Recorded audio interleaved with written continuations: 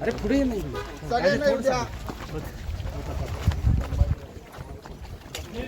हा इकडे पुढे मी हा काय रे अरे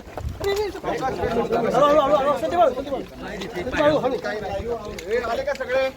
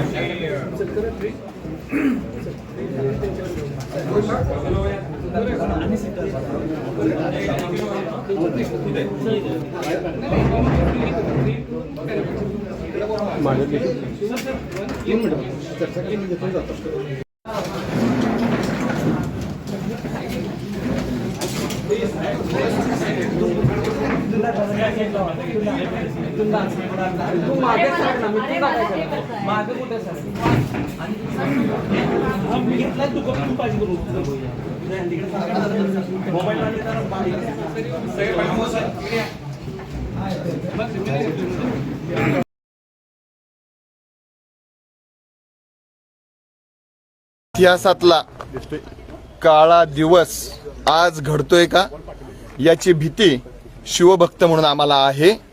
छत्रपती संभाजी महाराज हे या ठिकाणी पोलीस स्टेशनला आलेले आहेत. त्याचं कारण होतं की अनेक शिवभक्तांवरती खोटे गुन्हे दाखल केलेले आहेत. त्यामध्ये काही कार्यकर्ते होते नव्हते. याच बरोबरीनं दुसरं कारण होतं, शिवभक्तांवर गुन्हे दाखल करणार असाल तर माझ्यावर गुन्हा दाखल करा, ही छत्रपती संभाजीराजांची भूमिका होती. आणि तशा पद्धतीने विचारायला संभाजीराजे या ठिकाणी आले होते.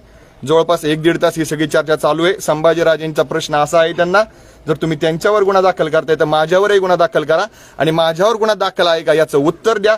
या ठिकाणी असणाऱ्या वरिष्ठ अधिकाऱ्यांकडे त्या प्रश्नाला उत्तर नसल्यामुळं छत्रपती संभाजीराजेंनी स्वतःला या पोलीस स्टेशनमध्ये त्या वरिष्ठ अधिकाऱ्यांच्या केबिनमध्ये थांबवून घेतलेला आहे. जोपर्यंत मला उत्तर मिळत नाही तोपर्यंत ते या ठिकाणावर बाहेर न पडण्याच्या बद्दल याची साशंकता आहे. परंतु हा काळा दिवस आहे, मी आपल्याला सांगतोय. त्याही पुढे जाऊन या पुरोगामित्वाच्या बुरखा जो या कोल्हापूरने पांघरलेला आहे तो पुरोगामित्वाचा आम्ही सन्मान करतो.